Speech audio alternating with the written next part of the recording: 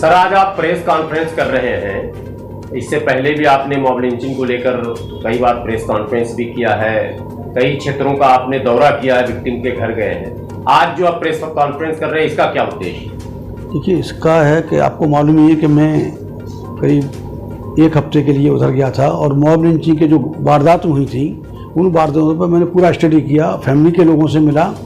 तो उन्हीं में से ये लातेहार डिस्ट्रिक्ट के एक ये फैमिली है जिसमें मजलूम अंसारी को जो जानवरों का व्यापार करते थे, बैलों का उसका, तो उनको वहाँ के हिंदू एक्टिविस्ट ने, बजरंग दल वालों ने मार के पेड़ पर लटकाया था। वो थे और एक लड़का था। तो मेरे साथ में ये सायरा हैं, मजलूम अंसारी की वाइफ हैं, जिनको मार के टांग दिया था। बराबर में मुनव्वर भाई हैं, उनके भाई हैं, छोटे भाई हैं, तो सारा ये कर रहे हैं। तो ये लोग अभी आए किसी मतलब इलाज के लिए, यहाँ पे आए, मैंने बुलाया इनको। तो ये आए हुए हैं, इनको कल जाना है। तो मैं सोच रहा था क्यों ना इन्हीं की ज़ुबानी ये बात लोगों को मालूम होगा, क्या क्या वो जो मॉब लिंचिंग के जो विक्टिम हैं उनकी फैमिली पर क्या गुजर रही है, क्या बीत रही है, और वो भी आवाम को पता चलना चाहिए। लोग जिस समय वारदात होती है, तमाम नेता जाते हैं, करते हैं, तमाम वादे करते हैं, लेकिन उसके बाद में कोई पूछता नहीं है। जो वादे करते हैं वो भी मतलब 99% झूठे होते हैं, जैसा मुझे वहाँ जाके पता चला।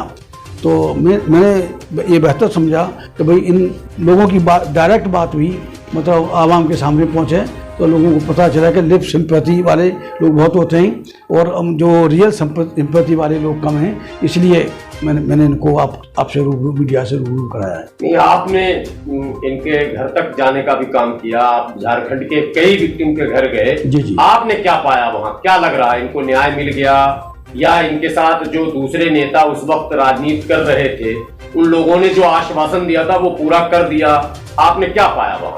देखिए, वहाँ जितने भी जो पॉलिटिशियन गए, जो आज एक जगह तो जो आज जो बैठी हुई हैं मोहतरमा राष्ट्रपति महोदया बैठी हैं, वो भी विक्टिम के घर पर गई थी। उस समय गवर्नर थी उसमें झारखंड की, लेकिन उन्होंने अभी मुड़ के नहीं देखा कि इनको कुछ मिलना चाहिए, क्या उन्होंने हाउ टू रिहेबिलिटेड, इनका रिहेबिलिटेशन कैसे हो। ऐसे जानवरों से बदतर ज़िंदगी में लोग जीने के लिए मजबूर हैं। तो आज राष्ट्रपति भी बनी हैं। मैं मोहतरमा राष्ट्रपति मुर्मू जी से भी मैं आप मीडिया के माध्यम से अपील करूंगा कि वो झारखंड, जहाँ की वो गवर्नर रही हैं, वो उसके वहाँ जो मॉब लिंचिंग के विक्टिम हैं, जिन घरों में गई हैं, कम से कम उन घरों में तो उजाला हो जाए, उन घरों की तो गाड़ी पटरी पानी चाहिए। और बाकी सारे वादे झूठे, किसी ने कुछ नहीं दिया। और मुसलमान होने का भी दंश ये लोग झेल रहे हैं। मुसलमान होने की वजह से इनको मारा गया। हिंदू ये जो फंडामेंटलिस्ट या हिंदू टेररिस्ट हैं, उनके द्वारा मारा गया। बजरंग दल, ये इस तरह की जो तमाम जो बाइजाद ऑर्गेनाइजेशन हैं, उनके द्वारा इन ऐसी वारदातों को, मॉब लिंचिंग की वारदातों को अंजाम दिया गया। और बाद में कुछ लोग पकड़े जाते हैं, कुछ छूट जाते हैं, कुछ इन्फ्लुएंस वाले होते हैं। बाकी डिटेल में ये मुनव्वर भाई और ये शायरा जी बताएंगी। तो बाकी जो होना चाहिए था, जो रिहेबिलिटेशन होना चाहिए, एक्चुअल होना चाहिए, वो आज तक नहीं हुआ। नहीं, एक सवाल और ये है कि आप जब पूरे झारखंड के भ्रमण पर थे अभी पिछले महीने जी, आपने जिन लोगों के घर पर आप गए हैं, क्या लगा कि अपराधियों को सजा मिली है या अपराधी भी आजाद है? देखिए, एक जगह तो हमें ऐसी बड़ी विचित्र बात मिली कि जो मरहूम तौहीद खां थे शायद, उनके भाई ने सौदा कर लिया, केस ही दर्ज नहीं होने दिया। वो एडवोकेट थे, उनकी वाइफ और बेटा बड़ी मतलब मुफलिसी में जी रहे हैं, परेशान हैं। उनकी बेटी से मेरी बात हुई दूसरे गाँव में, वहाँ उनके घर पर गए, वहाँ तो लोगों ने बात करने से भी इनकार कर दिया, लेकिन बाकी गाँव वालों ने पूरी तस्वीर साफ कर दी वहाँ पर।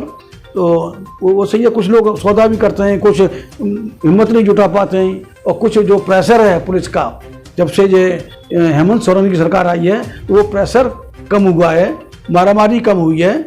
लेकिन उससे पहले जो लोग थे, जो सरकारें थी, उनमें इनको बहुत मारा गया, 4 लोगों को मारा गया, किसी पे कुछ इल्ज़ाम लगाया, किसी पे कुछ इल्ज़ाम लगाया। बहरहाल जो केस को कमज़ोर किया गया। जो RSS की जो प्लानिंग है, मतलब वो मुसलमानों को इस देश से भगाना चाहते हैं, डरा के भगाना चाहते हैं, मार के भगाना चाहते हैं, दलितों को दबाना चाहते हैं, पिछड़ों को पछाड़ना चाहते हैं। जो उनकी RSS की नीति है वो लागू है। तो इस हालात में मैं चाहता हूं कि आवाम तैयार हो। और ख़ास तौर से मुस्लिम समाज हिम्मत जुटाए और ऐसी वारदातों को फिर आगे कोई अंजाम न दे सके, उसका भी कोई पुख्ता बंदोबस्त हो मिलजुल कर। मुस्लिम समाज का आरोप है कि हमने जिन जिन दलित नेताओं पर भरोसा किया, जैसे साहब कांशीराम का नाम आता है और कई नेताओं का नाम आता है, बाद में उनकी पार्टी ने खुद मनुवादियों से समझौता कर लिया, तो आप पर कैसे भरोसा करें? मुदब्बर साहब, 4 दिन किसी के साथ रहने में उस व्यक्ति का चाल, चरित्र और चेहरा सब कुछ सामने आ जाता है। मायावती ने की राजनीति करीब 30 साल हुई है। 30 साल में मायावती को नहीं पहचान पाए। आज दलित हटाए पीछे कि मायावती ने कुछ नहीं किया, एकदम हुआ है तो, लेकिन 30 साल तो बर्बाद हो गए मायावती के चक्कर में। वो नेता नहीं है। अगर देखिए, जो वोट का अधिकार मिला है, मैं आपसे ही बात करता हूँ, वोट का अधिकार इसलिए मिला है, 5 साल के लिए मिला है, और 5 साल में अगर कोई हमारे काम नहीं आ रहा, जो एक्सपेक्टेड रिजल्ट नहीं आ रहा, तो हमें उसको बदल देना चाहिए, नेता को बदल देना चाहिए। ये नहीं कि हम 20-20 साल हमने दलित, जहाँ तक दलितों और मुसलमानों की बात है, उन्होंने उनका चुनाव निशान भी बैलों की जुड़ी होता था शुरू में, एक बैल दलित और दूसरा बैल मुसलमान। तो पूरी गाड़ी 55 साल तक खींची कांग्रेस की, और कांग्रेस ने दलितों को दबाने का, मुसलमानों को मिटाने का काम किया। चाहे बाबरी मस्जिद का मसला हो, चाहे दंगों की मामला हो, चाहे कोई और मामला हो, या नौकरियों में मामला हो। 35% मुसलमान उस समय सरकारी नौकरी में होते थे, आज 1% भी नहीं है। ये सब कांग्रेस की मेहरबानी। लेकिन 55 साल तक कांग्रेस का पल्लू थाम के रहना, उसके बाद खासतौर से मुसलमान भाइयों ने, उन्होंने मुलायम सिंह को पकड़ लिया। मुलायम सिंह यादव का पूरा खानदान पूरा कट्टर हिंदुत्ववादी है। वो खुद हनुमान के भक्त थे, तो कैसे वो हमारा भला कर सकते हैं? तो इसके लिए वो नेता तो बदमाशी करेगा, आपकी मजबूरी का फायदा उठाएगा। आप मजबूर क्यों हो? आप अपने बीच में से नेता क्यों नहीं खड़ा करते, उसका साथ क्यों नहीं देते? और फिर जो मतलब कुरान पाक भी कहता है कि जो हक बात कहने वाले का साथ देना चाहिए, मुसलमान कहाँ सुनता है? उसे बड़ी पार्टी चाहिए, राष्ट्रीय पार्टी चाहिए, नहीं चाहिए उसे। ये नहीं कि कोई आदमी हमारी बात कर रहा है तो चलो उसको। जहाँ तक मेरा सवाल है, ये मायावती ने मुसलमानों का शोषण किया, वोट लिया, कुछ नहीं किया। मुलायम सिंह ने नहीं किया, कांग्रेस ने नहीं किया। ऐसे हालात में मुसलमानों को सब बैठ के ये तय करना चाहिए कि भाई उनका इस देश में दोस्त और दुश्मन कौन है। जैसा कि दलितों के बारे में डॉक्टर अंबेडकर ने साफ लिख दिया कि movement of the untouchables must mean an open war upon the caste do.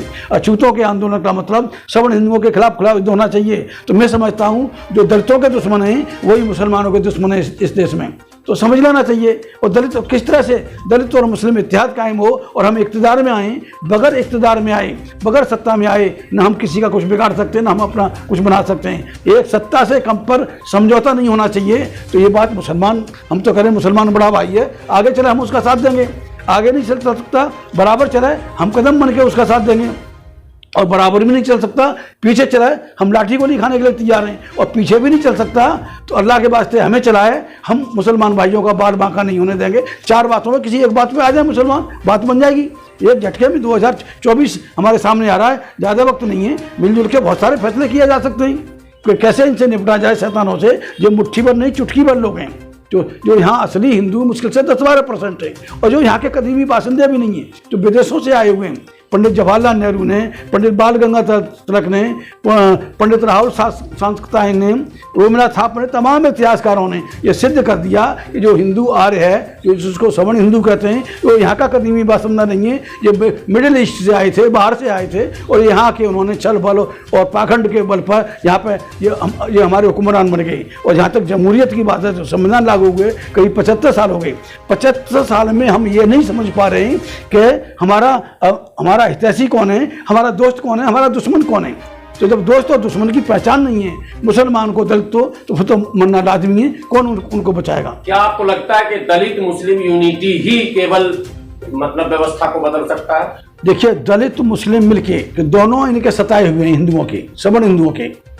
Backward आज भी अनभिज्ञ है, वो इनको कंधा दे रहा है। लेकिन वहाँ भी मूवमेंट चल रहा है, अम्बेडकरवादी आंदोलन वहाँ भी पहुँचा है, तो वो भी समझ रहे हैं कि हाँ भी उनके साथ भी वही हुआ है जो मुसलमान के साथ में हो रहा है, या अगला नंबर उनका है, वो भी समझ रहे हैं। तो इसलिए अब इनकी ज़्यादा दिन तक कोई ये नहीं चलने वाली। दलित मुस्लिम शेड्यूल कास्ट तो शेड्यूल ट्राइब और मुसलमान मिल जाएँ तो वी आर मोर देन 50%, और 50% 40% पे तो आपकी सरकार बनती है, 35-40% पे।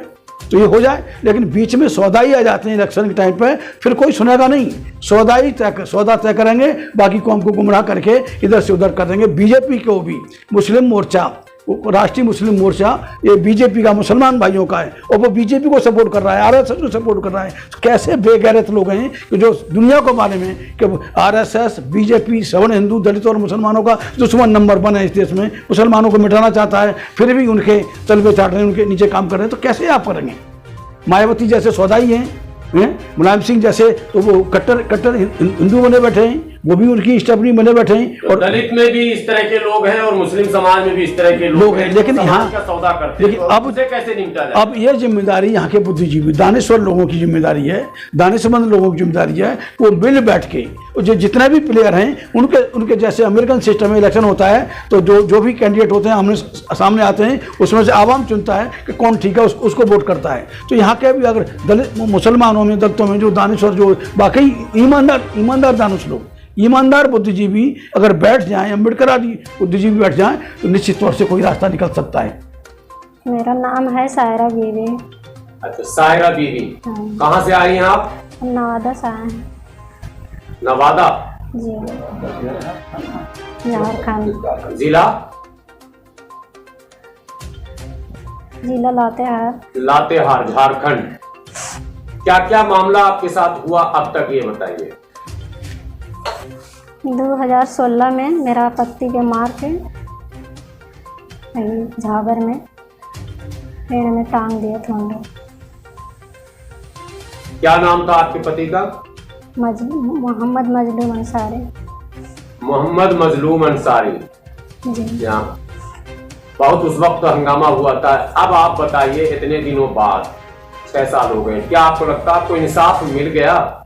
नहीं, अभी तक तो इंसाफ नहीं मिला है।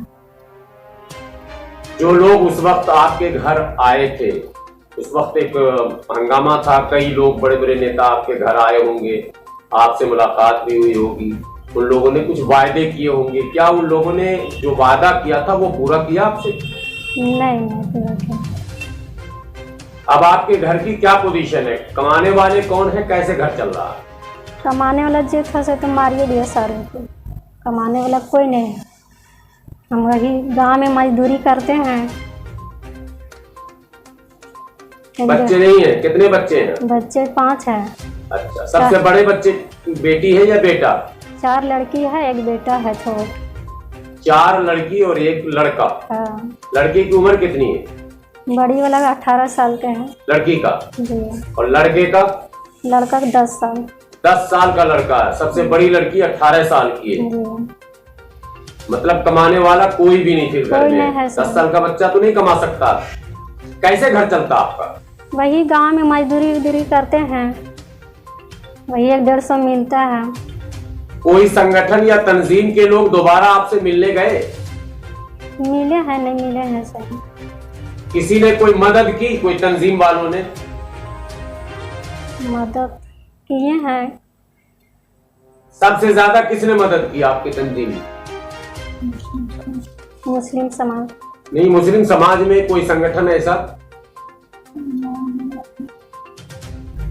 जिसका नाम आवाम के सामने जाना चाहिए ना, नाम की फलां तंजीम ने किया, फलां ने नहीं किया? नहीं बताइए। अब क्या हालत है आपकी, ये बताइए। घर कैसे, अब कैसे चल रहा है? बस सर वही चल रहा है सर, बहुत अथी से चल रहा है। मेरा बीमारी भी मेरा पैर में हो गया, हम काम भी करने नहीं सक रहे हैं। मेरा घर इस सर पहुँचे देखे तो अभी दिल्ली आप इलाज के लिए आए? हाँ, इलाज के लिए हम आए हैं सर। तो यही सर पहुँचे, तब यही सर जो सब बात रखे, तो यही सर बोले कि सर ठीक हम जा रहे हैं, पर बाद हम सोचते हैं, तब वही फोन किए। तब तो आप आए तो यहाँ अम्बेडकर समाज पार्टी के ऑफिस में ही रुके? हाँ, यहीं रुके हैं। यहाँ सारा खाना पीना ये हाँ। सब किनकी तरफ से था? पार्टी की तरफ से ही? नहीं, यही सर घर सब खा पी रहे हैं और यही भाई तेज सिंह जी ने सब किया? हाँ। अच्छा। जे भी इलाज सब यही सर अभी। तो इलाज मतलब अब शुरू हो गया बस आपका? हाँ। दवा हुआ सब मिल गया आपको? हाँ, सब मिला है। क्या कहेंगे आम लोगों से आप? अब 6 साल से ज्यादा हो गया इस हादसे को, अब बच्ची भी आपकी जवान हो रही है। क्या अब पिछले महीने, 2 महीने, 4 महीने पहले अब कोई आपकी खबर ले रहा है? नहीं, अभी तो कोई नहीं ले रहा। अब कोई खबर नहीं ले रहा? नहीं कोई घर पर आता होता नहीं है? नहीं, पहले बहुत जाता था मगर अब नहीं जाता है। शुरू के दिनों में सब गए थे बस, अब लोगों ने पूछना छोड़ दिया। जी। कैसे शादी ब्याह होगा बच्ची का? अब आप ही लोग बताइए सर, आप यहाँ पहुँचे हैं। सरकार की तरफ से क्या मिला था आपको? सरकार की तरफ से नहीं मिला है। कुछ भी नहीं? नहीं मिला। कंपनसेशन के नाम पर, मुआवजे के नाम पर कुछ भी नहीं? नहीं मिला। जी, मैं मोहम्मद मनव्वर अंसारी, ग्राम नवादा, जिला लातेहार, झारखंड से रहने वाला हूँ। आज आप यहाँ दिल्ली आए हुए हैं जी और अम्बेडकर समाज पार्टी के कार्यालय में। जी। पहले तो ये बताइए कि यहाँ कैसे आए, किस मकसद से आए? सर, हमारे यहाँ गए हुए थे झारखंड में, मॉब लिंचिंग का शिकार जो हमारे भाई मजलूम अंसारी हुए हैं, वो तो बहुत हाईलाइटेड मामला हो गया था। पशु का व्यापार मेरा भाई काम करते थे और कई सालों से ये हमारे घर में पहले फादर करते थे, उसके बाद मेरा भाई किया। तो फादर तो बूढ़े हो गए, वो तो नहीं कर पा रहे हैं अब, लेकिन हमारे भाई शुरू किया और तकरीबन 8-10 साल वो भी किए। और करने के बाद हमेशा जो है वो बड़े बैल खरीद बिक्री करते थे। उसमें कटिंग वाला माल एक होता है, वो नहीं होता, खरीद भी नहीं करते थे। हाट से खरीदना और दूसरे हाट में ले जा कर के बेचना, और उसी से हम लोगों का, हमसे बड़े थे वो सभी, हम लोगों का भी भरण पोषण उसी से खर्च पानी चलता था। लेकिन एक बैग जो है झाबर, हमारे गांव से झाबर 10 या 12 किलोमीटर की दूरी में है, वहाँ पे आरएसएस बजरंग दल के जो लोग हैं, उन लोगों को सभी को मैं अच्छा तरीके से जानता भी हूँ।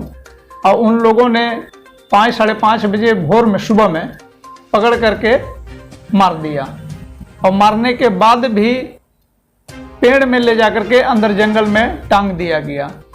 अब उसके पीछे पीछे हमारे भाई लोग जा रहे थे, निजामुद्दीन, उसने तुरंत मेरे पास फ़ोन किया जैसे इसी बात है।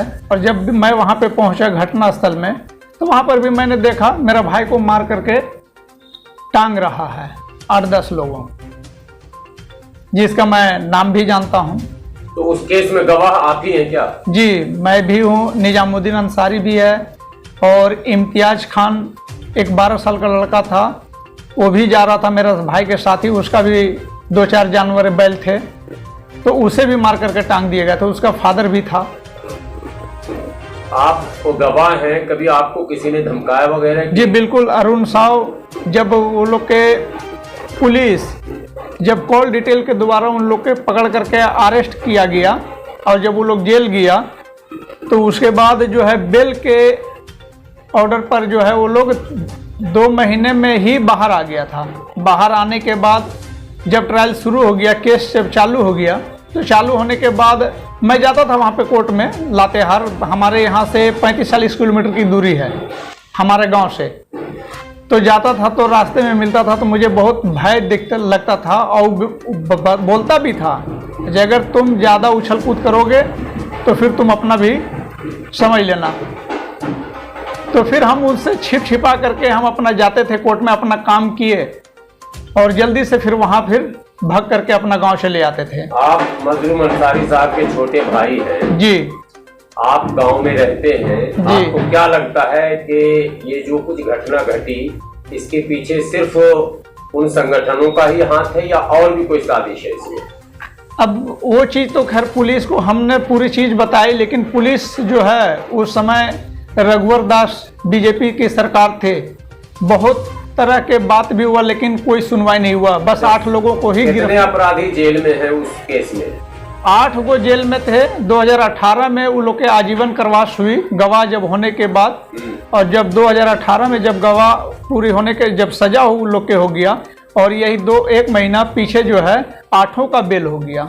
अब बेल होने के बाद हम हाई कोर्ट भी गए रांची में, वहाँ वकील से हमने मिला धमकी, सर मुझे जान मारने की डर है, जैसे मेरे भाई को मारा, क्योंकि केस को हम देख रहे थे तो हमें धमकी आया था 1-2 बार पहले भी, सर हमें जान की खतरा है, इसका कुछ उपाय किया जाए। तो उन्होंने बोले कि नहीं कोई दिक्कत नहीं है। वकील भी जो है मतलब अजीब टाइप से मेरे साथ बात करने लगे। मजलूम अंसारी का परिवार कैसे चल रहा है? बहुत बुरा स्थिति है।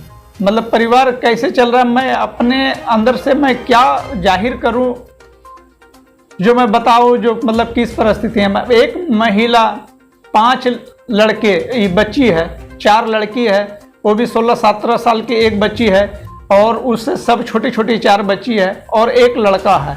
और गांव देहात में किसी प्रकार का कोई इनकम तो है नहीं, बस मकान अगर किसी का घर बन रहा है तो उसमें रेत उठाना, ईंटा ढोना, यही सब वो काम करके अपना जीना बसर कर रही थी। लेकिन वो भी जो है